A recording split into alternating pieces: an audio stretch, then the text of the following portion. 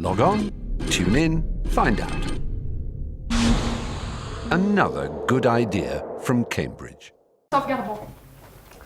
Thank you. So first of all, thanks a lot to the organizers. It was very nice so far, and in particular it brought many different topics together, and the topic I shall talk about today is borrowed from statistical physics and more precisely percolation. But I'll try as much as possible to just extract simple equations on Boolean functions out of this field. So very roughly speaking, I will start with the main question I shall address in this talk, which will be a question about the spectrum of Boolean functions, and then I will motivate it. I will motivate the question through the model of percolation, but I won't spend an hour on this. I'll try to be brief. And then one way to answer this question, I'll explain that there are several ways to answer the question I will address. We'll be using the randomized algorithms that Rocco Servedio introduced 2 days ago. He called them decision trees. So I'll speak about this, and I'll state and prove a theorem by Schramm and Steiff, which I think is very nice. It's a very simple statement, but it's a beautiful one, and I'll try to prove it fully. And if I have time, I will say a little bit more about the spectrum of percolation. So very quickly, because it's arisen in many different talks so far. If you let me take this stick here. If you take a Boolean function on the hypercube on n bits here, you can decompose it as a Fourier series, and the Fourier series it's projecting on the characters of the hypercube here. So this appeared in Gill's talk and more or less half of the talk so far. So I don't think I need to spend much time on this. So the hypercube, I think of it with the uniform measure on it, and what can be useful for later. The Parseval formula tells you that the sum of the squared of the Fourier coefficients is the L2 norm squared. So here I'm going into minus 1, 1, so the sum of the Fourier coefficient squared is always 1. Okay? So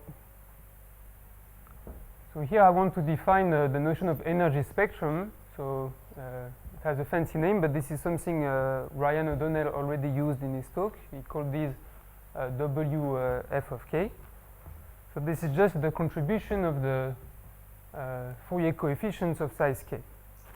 So in this Parseval sum, which is equal to 1, you look at the contribution coming from the frequencies of size k.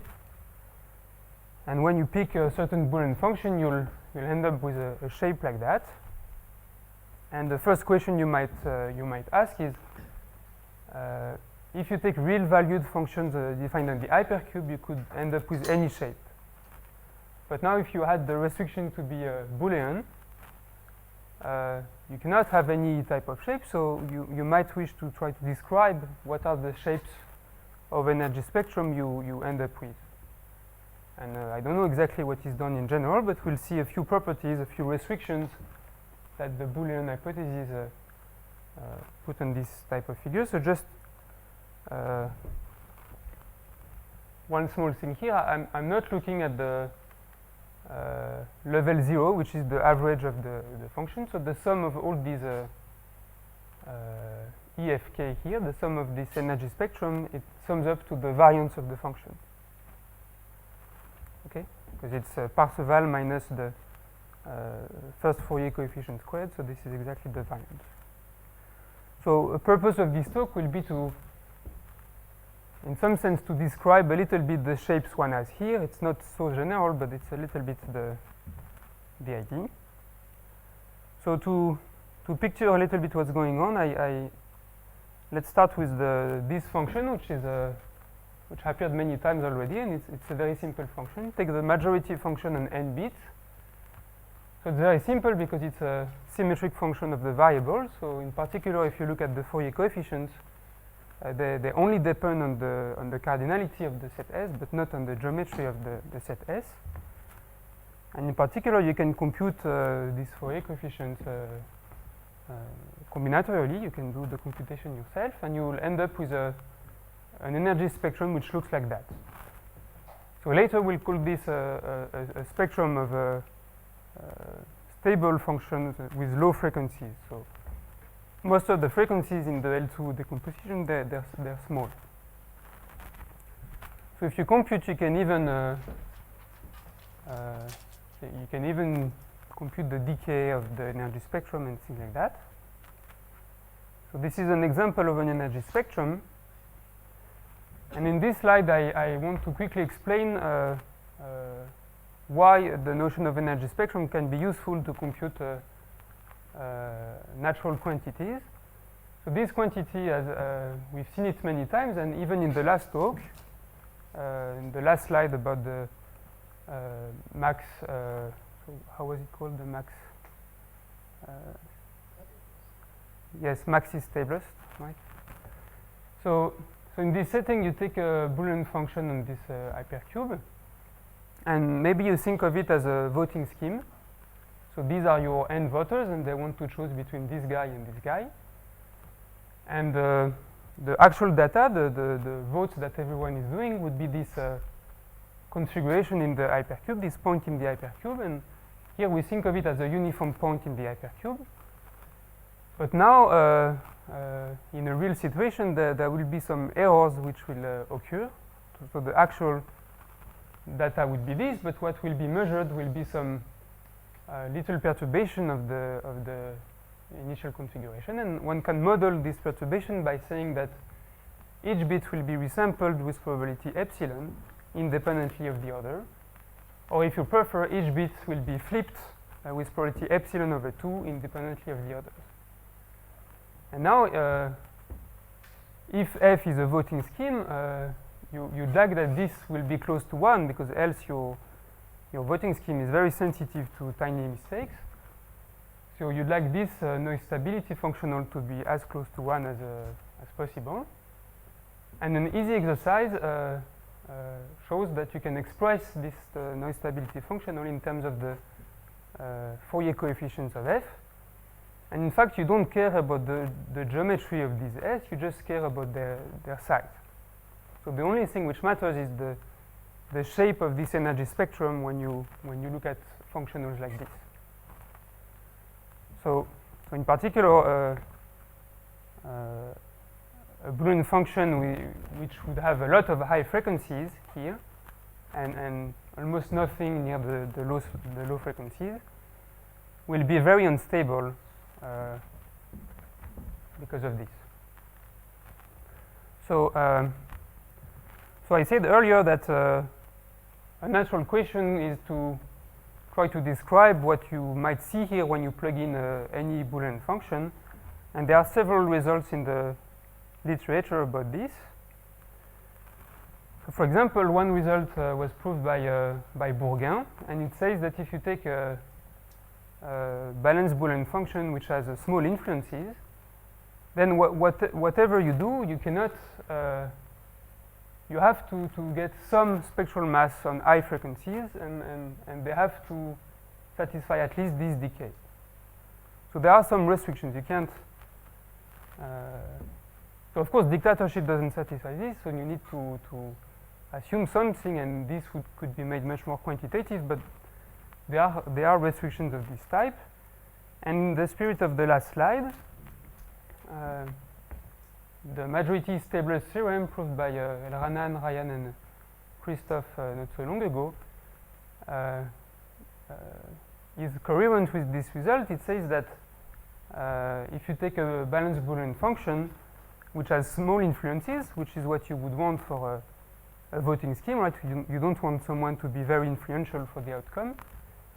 Then whatever function you take, it cannot be overly stable. It has to be, so that's the title, the stablest you can hope for is basically majority.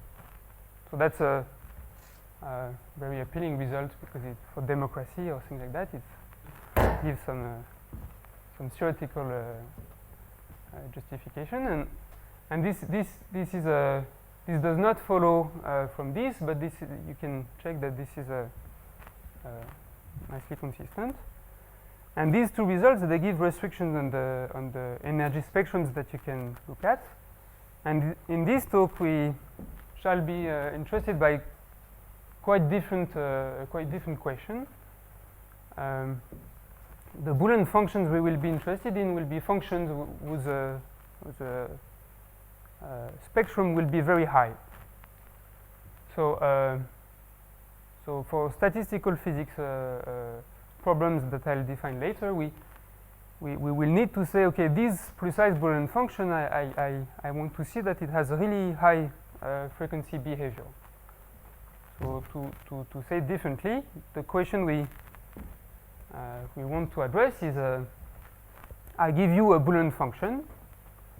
So I define it to you, a nicely defined Boolean function, and I want you to tell me, okay, I can see that it's a very high frequency Boolean function. I don't want you to compute the Fourier coefficient one at a time, because I would have to wait forever before you tell me the answer, but maybe you can find a smarter way, a more efficient way to tell me without computing everything that yes, this will be a very high frequency Boolean function.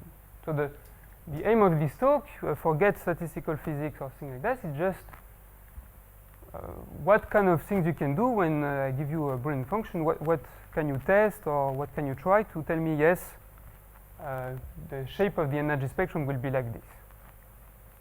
So we're looking for criterions, and probably nice criterions have not yet been discovered, but at least a couple of criterions are quite nice, and I'll try to explain these. So before going into the motivation, I want to start with an easy but maybe a bit entertaining experiment. So we are looking for criterions which will tell whether a Boolean function is of high frequency or not. So let's leave the hypercube for a minute, and let's take subsets of the two-dimensional torus. So say we take this subset, you can decompose it as a Fourier series, right? And you can ask the same question, is it of high frequency or is it of low frequency? So what would be the answer here? Low. Okay, so one way to picture it in the with this noise stability function that we had before, you can sample a point uniformly in this torus, say here, and now you can noise it a little bit with some small Gaussian around it or something like this, and you may ask, is it stable under noise or not? So this picture clearly is stable, and this corresponds to small frequency behavior. So now a second example. So this will be right. So this will be high frequency because it's very unstable, and the eye is very good to see this. What about this one? So this one is there so that I explain a bit more precisely what I'm interested in. So if you draw the spectrum of this guy, you'll see that there are some low frequencies, but there are also some high frequencies, right? Because if you sample a uniform point in this box, you can still predict what's going on, at least on part of the picture. So it has at least a positive fraction of the frequencies which are sitting here. And this we don't like. We're not interested in these type of functions. We want all the spectral mass to be far. So this, our criterion has to exclude these types of functions. So in these three examples, the eye was a good tool to tell you, okay, it's of high frequency or not. So let me give a fourth example, this one. So here it's a little bit less obvious to say whether it's really a high frequency subset of the torus or not, right? Because you would need to know if the local density in this region is the same as this one or not. So the eye is good, but not so great. And in the hypercube, it's even worse. So we are looking at efficient criterions which will tell us if it's of high spectra or not. So let me quickly give some motivation. So the first line is maybe not completely what I mean, but a little bit. So in the KKL proof that if you take a balanced Boolean function, at least one of the variables has a high influence. In some sense, the proof says assume everyone has a very small influence. That means that the discrete derivatives themselves have very high spectra. They have shapes. They have small L2 norm, but nevertheless, they have shapes in the energy spectrum like this. And this, in turn, tells you that the total influence is large, and at least one of the variables has to be influential. So some of the ideas which are reminiscent in these fields are trying to look for high spectra. So another field that I'll insist a bit more about is dynamical percolation. So I'll introduce this just on the next slides. And the last thing, and I don't know if I'll have much time to talk about it, is the fluctuations of natural random metrics that you can put on ZD. Okay, so what is dynamical percolation? So I hope you've all seen pictures of percolations already, so not this week, but probably in the past. So here what we do is we take the hexagonal lattice in the full plane, and each hexagon we color it white with probability 1/2 and black with probability 1/2, independently of what's going on outside. And why 1/2? This 1/2 is turned out to be the critical point for this model. And this means that if you add a tiny fraction of black hexagons to this picture, suddenly you will see an infinite component made of black hexagons.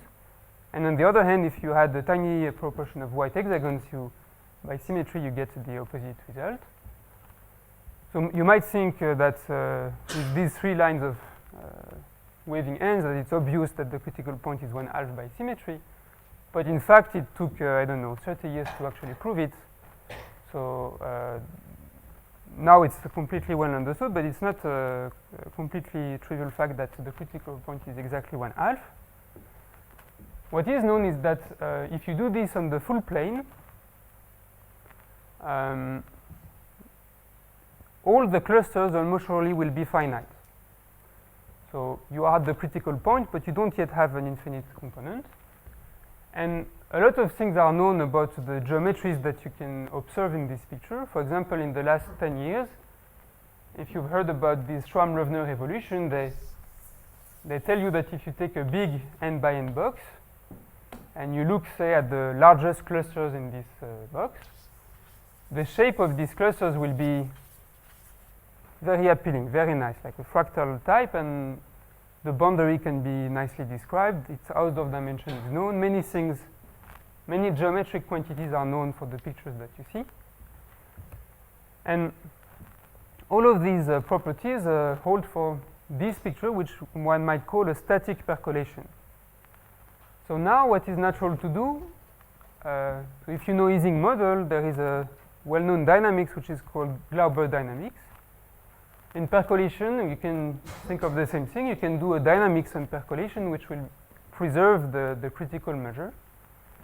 And percolation in some sense is simpler than Ising, so a natural dynamic would be, okay, since these sides are independent of what's going on outside, let's make these sides evolve independently of the others. And the most natural way to proceed is to find a Markovian process, so take a Poisson-Point process on each of these bits. So here is a movie that Oded wrote, so it's very simple, but imagine this in the full plane. Hexagons are switching back and forth between white and black. And if you stop the movie at any time, what you will see is exactly a critical percolation, right? Because the uniform measure in any box is completely invariant by this process. So at any time, you see a critical percolation. So in particular, at any time, almost surely, you only see finite clusters, which sure have nice geometries, but you see finite clusters. Yet it doesn't imply that if you let the time t move along, does it mean that you won't have explosion times where suddenly something strange will happen, like an infinite cluster will appear or things like this? And it turns out that indeed in this model, when you let the dynamics evolve, you will have, after a second or 2 seconds, you will have explosion times where an infinite clusters of black hexagons will suddenly appear. But the measure of such times Is 0, exactly. Because if it was positive, then it would contradict the fact that... so it has to be 0. And then you may start wondering what is the order of dimension of these exceptional times and things like this. And I'm not sure I'll talk about this, but this can be also obtained. And another crazy maybe result is that you have even more exceptional times where an infinite white infinite component coexists with an infinite black. So sometimes you have pictures which are really far from a standard static percolation. Okay, so how to study such things? So in dynamical percolation, if you look at the configuration at time 0, if you look at a later time t, what you see is almost the same thing if t is small, but only a small proportion of the bits has been resampled, right? So you see something like this. And how does one prove that you have such crazy exceptional times? The idea is to say that at very large scales, if you look at this picture but really far away, in a unit time interval, the process will move extremely fast. So something like this. So the key step in the proof that you have exceptional times of explosion is to show that the geometry of percolation is very sensitive to small perturbations. So in this picture, I took I think 100 by 100 Z2 percolation, and I noised just a small proportion of the edges, and you can see that the 3 largest clusters, they look from far away, they look very different. So that's what I mean by at large scales, the geometry moves really, really fast. And therefore, it starts explaining to you that if at larger and larger scales, the system is more and more mixing and starts being crazy, it will get more and more chances to build connections which will go to infinity. So the goal when you want to prove that you have exceptional times is to try to prove that the properties of percolation, they are sensitive to noise. And to do this, we will use discrete harmonic analysis, we will use Boolean functions. So in other words, if you... so the point is to try to say that the geometry at large scales is very unstable to small perturbations. And it turns out that any nice geometric property at large scale, you can encode it by a Boolean function. So for example, at large scales, if you want to know if this region is connected by an open path to this region, you can understand it as a Boolean function of the bits that you have everywhere. So to give a particular example, but we could look at several others. In Z2, if you take a large rectangle like that, you may ask the question, is this region here connected to this region by an open path? Right? So this is an event of this percolation picture. And it's realized as a Boolean function defined on this hypercube, where these n squared bits are, each edge here correspond to 1 bit here. Right? So this is a well-defined Boolean function. This is a Boolean function that maybe I give to you. So each time I give you an element of this hypercube, you can draw on your sheet of paper what it corresponds to, and you can check if you get the crossing or not. So it's well-defined, yet computing its Fourier coefficients is not, as you may imagine, is not, you could do it with a computer, but for a box even 20 by 20, I don't know what to do. Well, probably people who know more about computers, they could push to 50, but you won't go very far. So you need to understand the Fourier spectrum of such type of Boolean functions with a more efficient and less systematic way. So this fits well in the question that I asked before. So in other words, if you take these Boolean functions here, which depend on the size of your system, which depend on n, the question is, can you describe how their energy spectrum look or not? And And in fact, to prove that you have exceptional times, you have these explosion times, we in fact need quantitative bounds on how fast the spectral mass spreads to infinity. So not only we need the criterion which ensures that the Boolean function has high frequencies, but we need to know how big these frequencies are.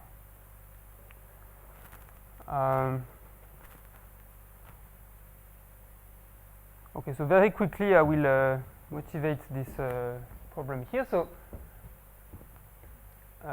first passage percolation can be seen as a model of a random metric on ZD. So what you do, so it doesn't, usually in our field most things are two-dimensional, but here it doesn't need to be two-dimensional. So you take any edge in ZD and you flip a coin. Its length will be 1 with probability 1/2 and 2 with probability 1/2, or it could be other numbers. And what is known is that if you look at the large ball of radius r in this random metric, then when r will be very large, if you renormalize the ball by dividing by r, this will converge as r goes to infinity to some deterministic convex shape. So in some sense, you can think of it when r is large as a geometric law of large number. So in probability, once you have a law of large number, the next step is to wonder about the fluctuation around your law of large number. So here, when r is very large, you have some determinist shape that appears, and now you're wondering about by how much do you fluctuate around the determinist this shape. So to solve these things, it has to do a little bit with saying that spectrums are some Boolean functions have high spectrum. Okay, so I said that the aim of the talk was to find criterions which ensure high spectral behavior. So the first one, and maybe the most general one, is hypercontractivity. And so this was used for the KKL theorem. It's used for sharp thresholds, and this can also be used to see that a Boolean function has most of its spectrum very far away. So I'll explain this a little bit later. Another completely different direction is to use the randomized decision trees or randomized algorithm. And there is a very nice theorem by Schramm and Stife that I hope to prove later in this talk. And the last technique, which is the least general, which applied very well to percolation, but I doubt it would apply to other settings, so I'll spend maybe 2 minutes on it at most. Is a technique that we used with Gabor Péter and Oded Schramm.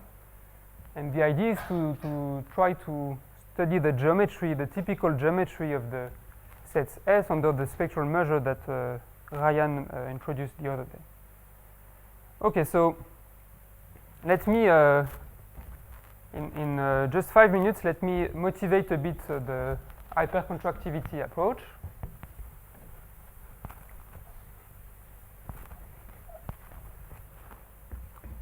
So I don't want to spend a lot of time, so I hope it won't be completely meaningless. But, so let's say we want to understand a little bit this problem here. So we start with a function, a real function defined on the hypercube here. So the bits here would be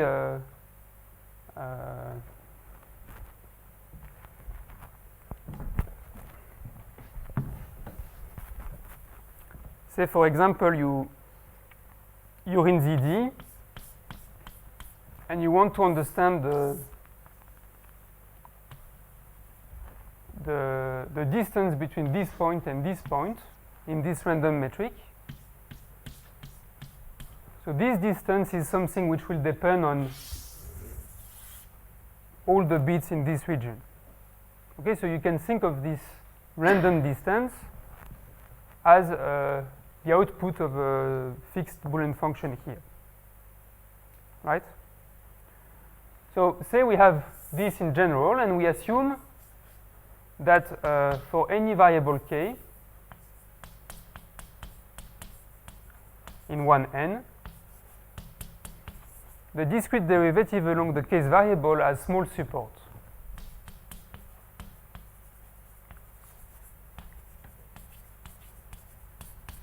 So this is not exactly true here because, of course, the variables which correspond to these edges will have a high influence, but let's not bother about this. So let's assume, so this, in some sense, this is an assumption of small influences. And what can we do with it? When you look at fluctuations, you look at the variance of your function. So the variance of f, this is the sum over the non-empty frequencies of this by Parseval. And how can we study such a thing? So this won't make much sense to people who did not attend Ryan's talk, but I'll spend only 2 minutes, so don't worry. So the Fourier expansion of the discrete derivative along the case variable is nicely expressed in terms of the original function. So this is this if k is in the set S, and this is 0 else. So maybe I should define what is this discrete derivative. This is just you flip the bits in k, and you check if it did a difference or not. So now that you have this, you can, it's easy to rewrite the variance in terms of this coefficient here. You can rewrite it as 1 over 4 times sum over all the variable, sum over s of this.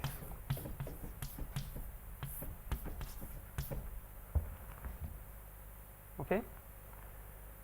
Okay, so now imagine that we can prove that this discrete derivative have most of their spectral mass towards high frequencies. Right? So assume that the Fourier transform of this is supported on high frequencies.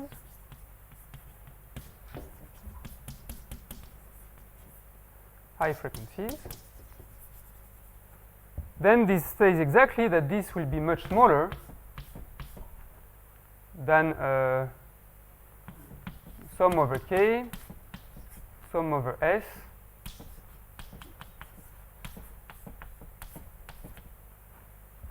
of the same thing without this, right? And what is this expression here? This is exactly the sum of influences. So here I'm cheating a little bit because I have R-valued function and I would need to define a proper notion of influence, but let's not worry here. So the philosophy here is that if you can prove that these are supported on high frequencies, you get a bond on the variance of f, which is much sharper than the usual Poincaré inequality. Right? You get that the variance is much smaller than what you would get if you would apply Poincaré's inequality. And these are the best bonds that are known so far in great generality about such metrics. So using some nice bijection with random matrices and things like this, for very special models of this kind, you can have n to the 1/3 fluctuations, but this is, well, so far it's not known, for example, for this model or things like this. So just in a minute, because the talk is about finding criterions which ensure that something has high frequencies, what is the tool that is used here? It's hypercontractivity, and it says the following. It says that if you take any function, any real valued function on the hypercube, then if you noise a little bit the input,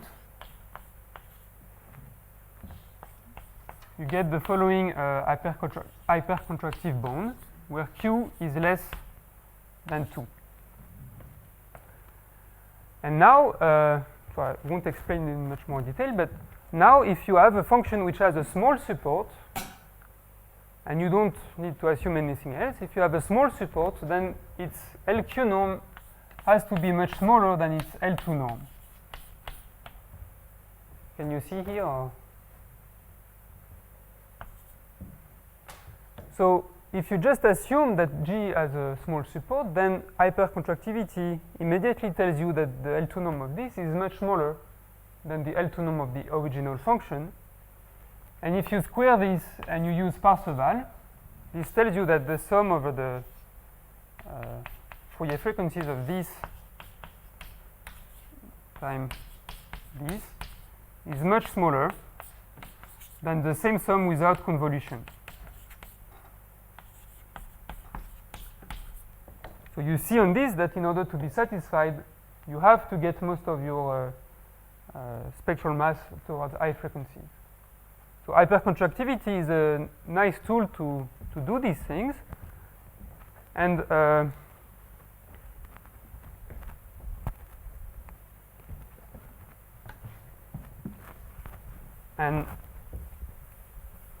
that's how you get sub-Gaussian fluctuations for this model. And very quickly, let me state a theorem by Benjamini, Kalai, and Schramm, which says that if you take a function on the hypercube, so Benjamini, Kalai, and Schramm,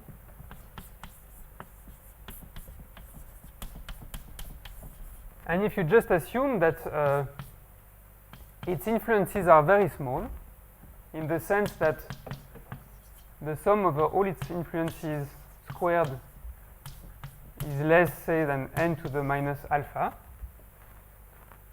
for any exponent alpha, then you automatically conclude that you don't have much frequencies below size log n. So E small. So this is a very nice criterion, because if you're given a Boolean function, which and this is a different setting than here, because here this only works for functions which have very small support. But this could be a function of variance 1, or like a good function. And you only need to look at the influences, and if they happen to be very small, then automatically you get that the energy spectrum of this will be pushed far away, at least at logarithmic speed. So this is what I mean by a simple criterion, which avoids you to compute everything and still tells you quantitative statement about how, at which speed does the spectral mass diverges to infinity. And just a small remark, it also tells you something a bit cute about the shape of energy spectrum. If you assume that F is monotone, and if I just tell you that the first little brick here is small, so I don't yet give you the full energy spectrum, but I just tell you F is monotone and the first brick is small, then whatever you do, all the others here up to log n, something like this, have to be small as well. So it's another example of a restriction on the shapes of energy spectrums and things like this. Okay, so I'm done with the hypercontractivity approach. Now let me explain a bit I forgot to say that I'm trying to link this talk with at least 3 talks, this order. So I hope you've seen some links with Gil's talk with the hypercontractivity and influences and things like that. So now I'll try to link it with Rocco's talk. And since I'm linking it to Rocco's talk, I can go fast. So what I mean by randomized algorithm is exactly what Rocco meant as a randomized decision tree. So in other words, you take a Boolean function. So maybe I said a bit too much here.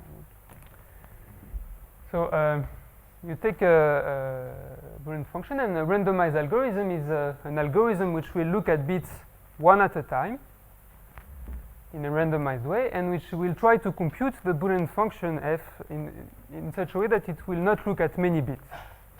Else it's a bit useless. So when we fix a Boolean function, we are trying to optimize the randomized algorithm so that it looks at the least possible number of bits. But what do we mean by this? You might say in cardinality, for example. But this is not good for us, because if you take a junta, for example, so now I know how to pronounce. If you take a junta, of course you can find an algorithm which will look at few bits in cardinality. Nevertheless, the spectrum of your junta will not be very far away. Right? It will be stable.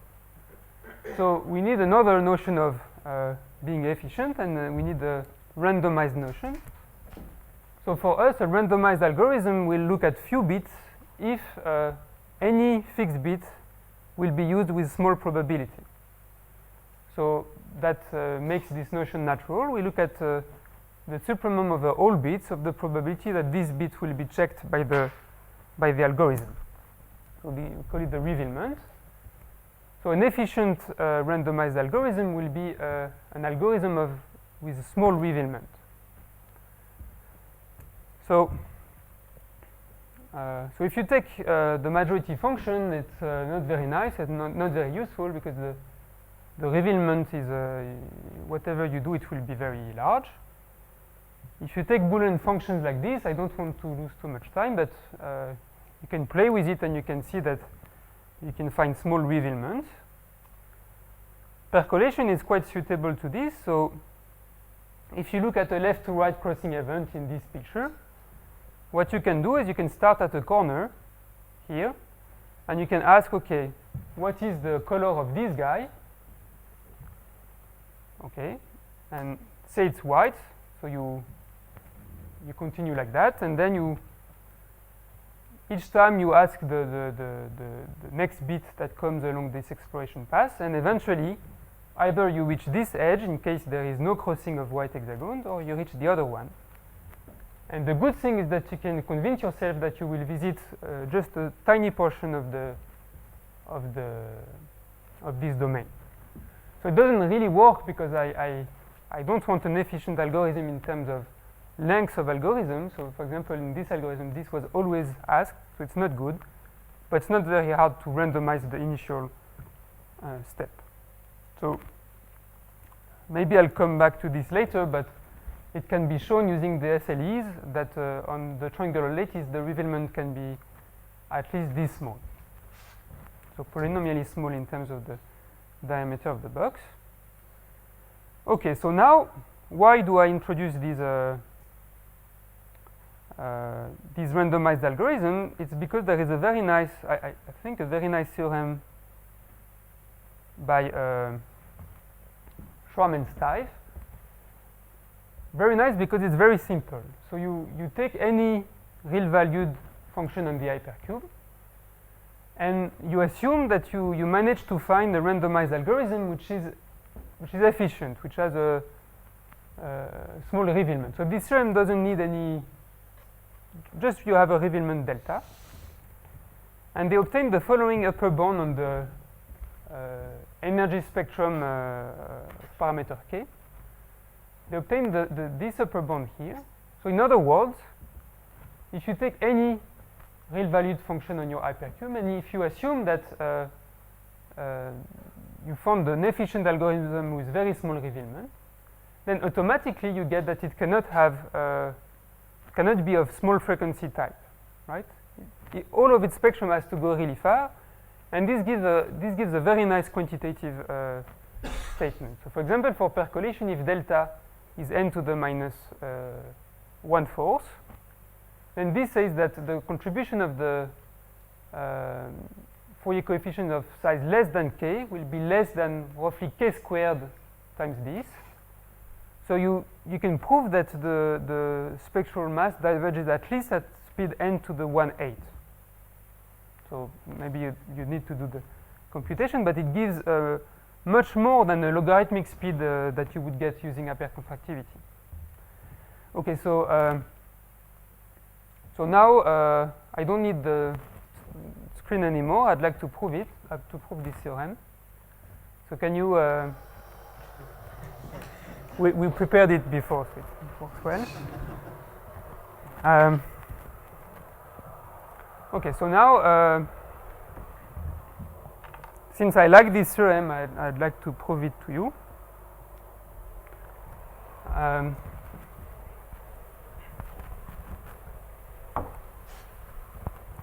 So let me write it here. So this says that if you have a real valued function, and if you have an algorithm A with revealment delta, then for any k larger than 1, the contribution of the Fourier coefficient of size k is bounded from above by k times okay, that's it. Sorry. Is bounded by this. So that's what we want to prove. So let me introduce. So first, let me explain in really vague terms why it might be true, why you might believe such a statement. Imagine that you have a function like this, in such a way that its energy spectrum looks like that. Say 1/2 here and whatever here. So a function which will have a lot of spectral mass on the Fourier coefficients of size 1. Then this says that there is an algorithm which will compute exactly the output of f by looking at few bits. So if you look a little bit at what's going on, at the end of your algorithm, the function will be a constant. So maybe I should give an example here. So say the function is 1. I wrote an example because so say this is this plus this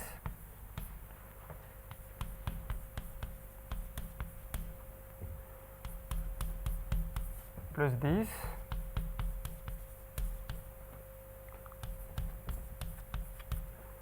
minus this.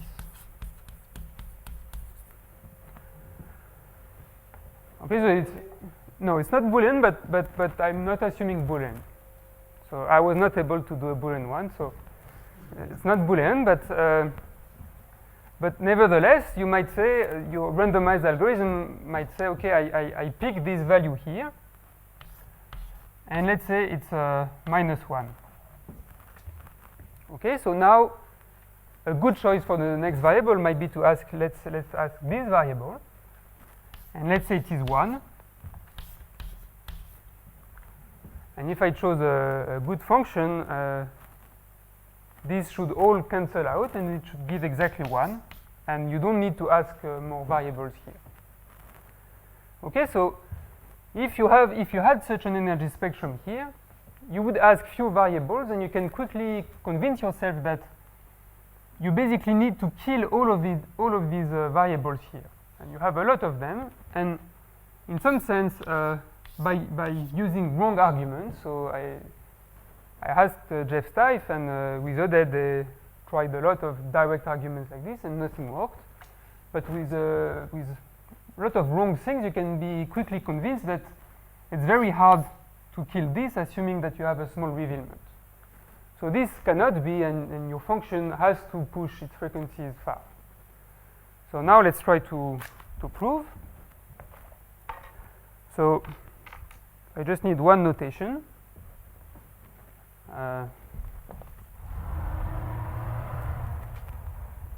So if f is the function we are looking at, let's call G a J the random subset of the bits which are actually used by the algorithm. So for example, in the percolation picture,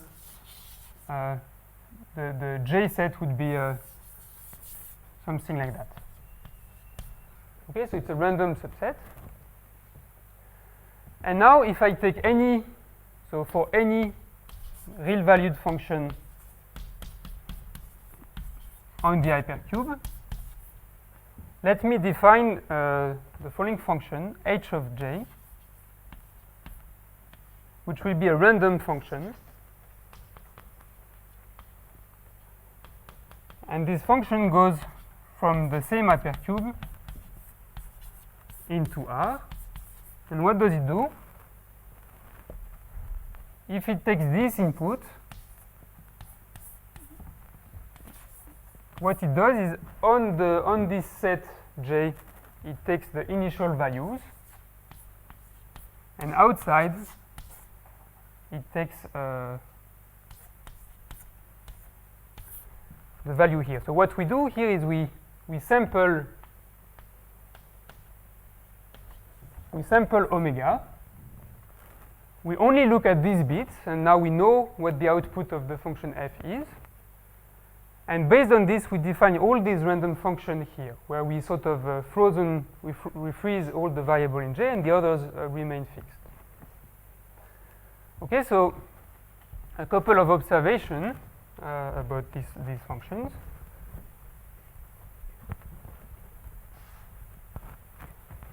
If you look at this quantity, so you integrate over the variables that remain, then by definition, this is exactly looking at the expectation of h knowing the variable in the set J, right? So from this, you deduce that the expectation in omega of this is the same thing as the expectation of h. And now, exactly similarly, you can write that hj squared. So this is the L2 norm of this. This is the random L2 norm. But this is the same thing as the expectation of so this is the same thing as it commutes.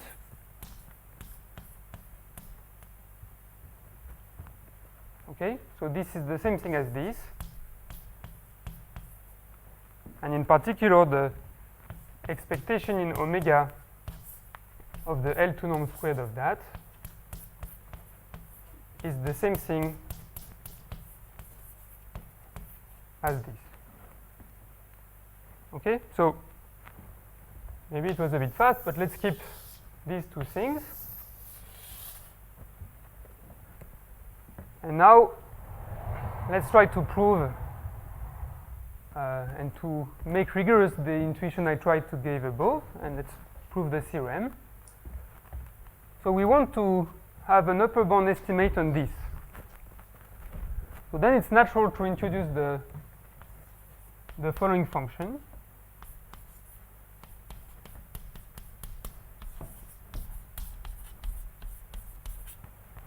So what this is you take the Boolean function f and you only keep the part of the polynomial which corresponds to these frequencies, and you put on the trash the rest. So what we need to estimate is the goal is to estimate this, right? Because this is exactly what is on the left hand side there. So now notice that this is the same thing as g times f. Why? Because all the other Fourier coefficients, they will give 0. And now let's condition on the values in the random set J. So you get this. But the good thing is with this J set is that we know by this definition of randomized algorithm that it exactly computes the output here. So in other words, f is measurable with respect to this set. So what this says is that this is exactly E of f times E G knowing J. Okay? Okay, and maybe I should have used it here. Another fancy way of writing this is to say that if you take the average of this function, this corresponds to its Fourier coefficient of the empty set. So this, let me write it like that.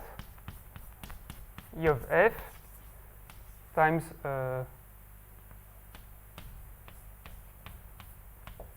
this Fourier coefficient. Okay, so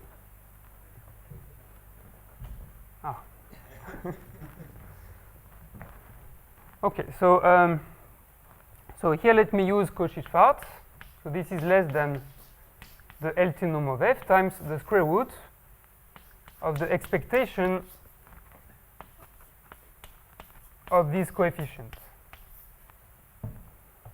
squared. There is a squared here. Okay? So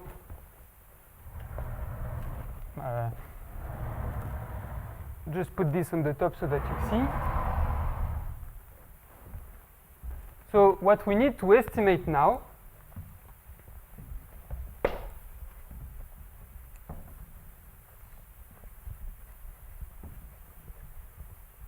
we have the function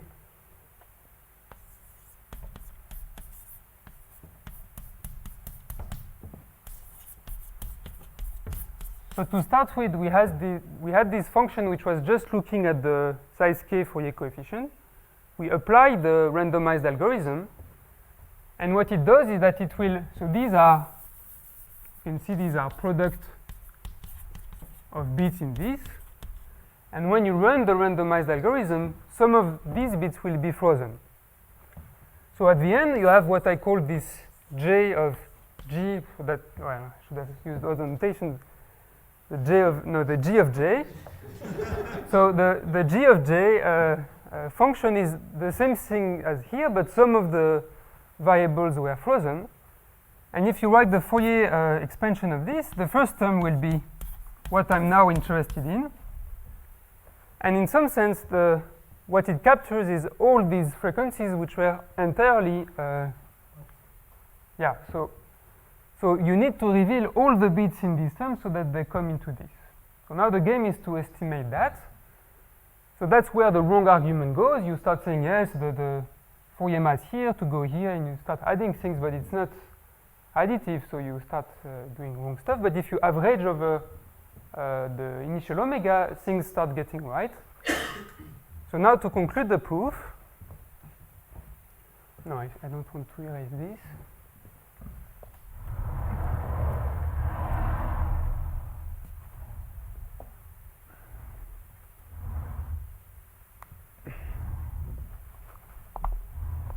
So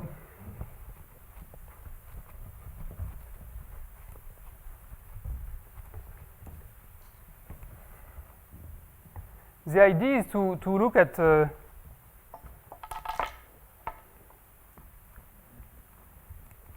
so first I'll write it and then I'll try to say the idea. So the expectation of this term, which is what we want to find an upper bound, we can think of it as this using Parseval.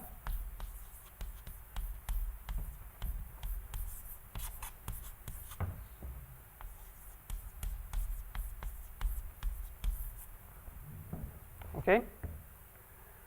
Okay, so let's rewrite this like that. So this term, using this, when I average, I know that I get the initial function back. So this is the same as, yes, this is the same as E of g squared. And these,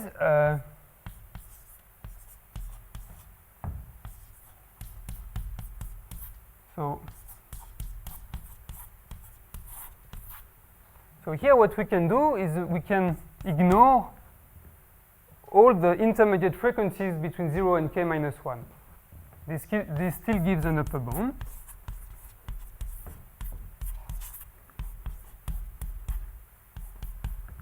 Of the expectation of that.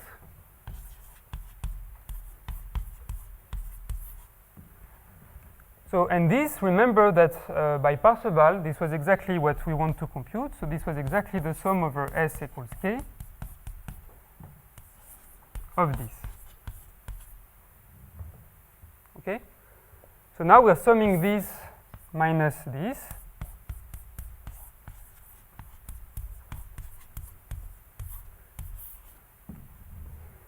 And now we just need to think a little bit to see what this means. So look above here. We take any spectral set of size k, run the algorithm.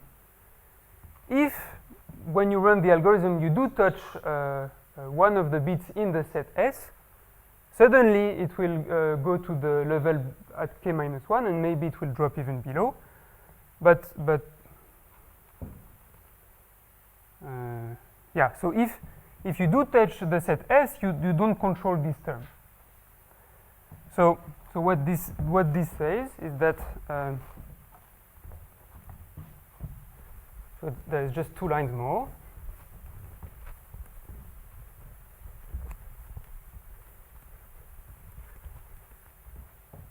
So this is exactly the sum over these of this, and the probability times the probability that the set S is touched by the algorithm, right? Because if it's not touched, then this will match with the previous coefficient. So you need to touch your set S to keep something here. And now what is the probability that you touch the set S? You have k variables there. You use union bound. Each of them has probability at most delta to be visited. So this is less than k times delta. Okay, so overall you get that this term is less than, and all of this gives the L2 norm squared of G. And if you, then believe me, we get an upper bound on this. And if you use this thing here, you get what you need in the theorem. Okay, so the idea of the proof is to say, here, we're looking at all the sets which go from size k to size 0. It's enough to look at, it's enough to see what is the amount of mass that leaves the size k. And we don't need to see how far it goes somehow. This is enough for the upper bound. Okay, so I stop with this. Let me just in 1 minute,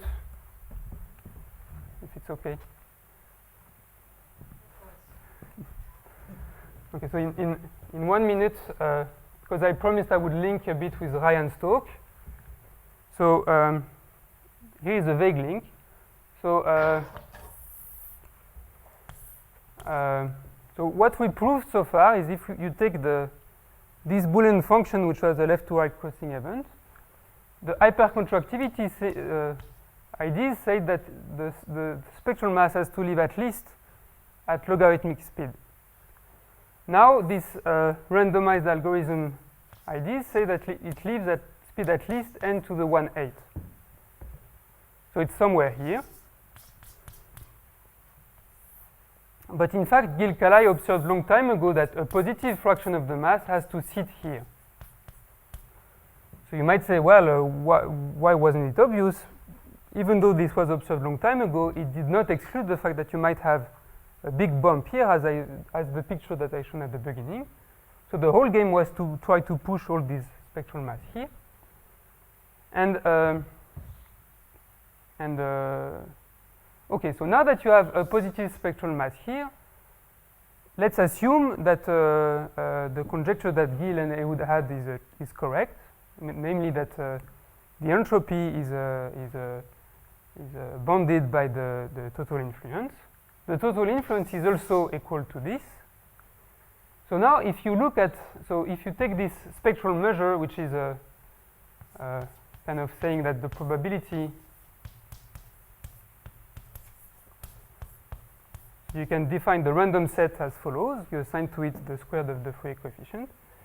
If your random set in this regime happen to be completely uniform, like without geometry, or like a uniform random subset of the square of size this, knowing that you have positive spectral mass here, it would kill the conjecture, right? So what the conjecture tells you is that if you look at the spectral samples in this region, they have to get some nice geometry or some non-trivial.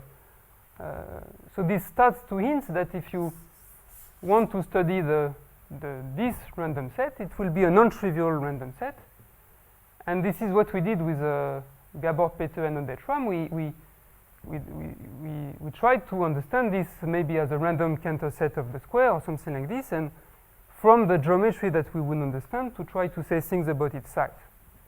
And this was a bit frightening because if you observe, if you sample the spectral set and you just look what it is here, and if you start seeing some points of the spectral sample, our techniques, we don't know what to do with the law outside. So we had very weak control on the dependency structure of this set.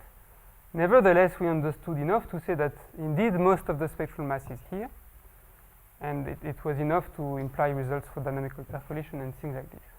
But in some sense, the motivation to start to studying the geometry here sort of comes from the entropy conjecture, because it reveals, if it's true, that there has to be nice geometry of spectral samples.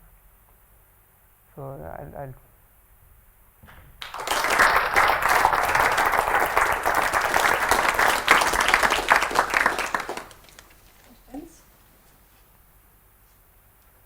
So there was some slack here because you looked at what leaves the kth level but not necessarily reaches all the way down.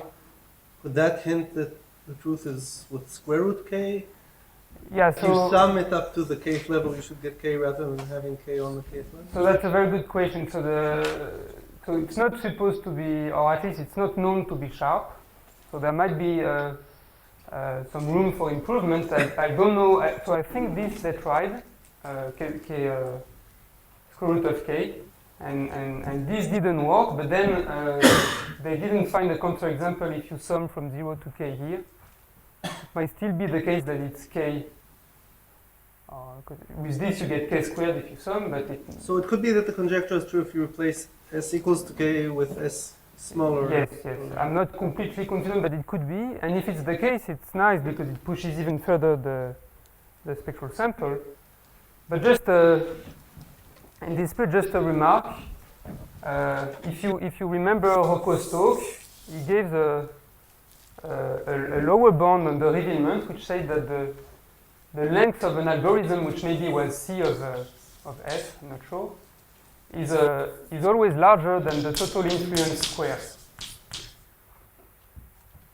So that, right? So that's the bound you gave yesterday, and if you use it here, so this is more or less the number of bits here, n squared times the revealment. If you use it here, it tells you that the length of any randomized algorithm that could compute percolation events will be at least d squared, and this gives n to the 6th fourth. And the randomized algorithm we gave is n to the 7th fourth. So it might not be the best one, and Yuval Perez, Scott Sheffield, Odetram, and David Wilson, they have a paper about what might be the best one, but it's not known. But in any case, the best one cannot improve by huge proportion the revealment. Other questions? Can you compute finally the entropy of the spectral measure for the... To test the conjecture, at least in this very specific case. So at some point with Gabor and Odette, we tried to address this question, and maybe it's doable with the techniques we had, but the dependencies of how it looks here and there are we don't really control very well what's going on, so it's not clear. So I would say that the simplest proof for this would be to actually prove the full conjecture. Any other questions? Thank you.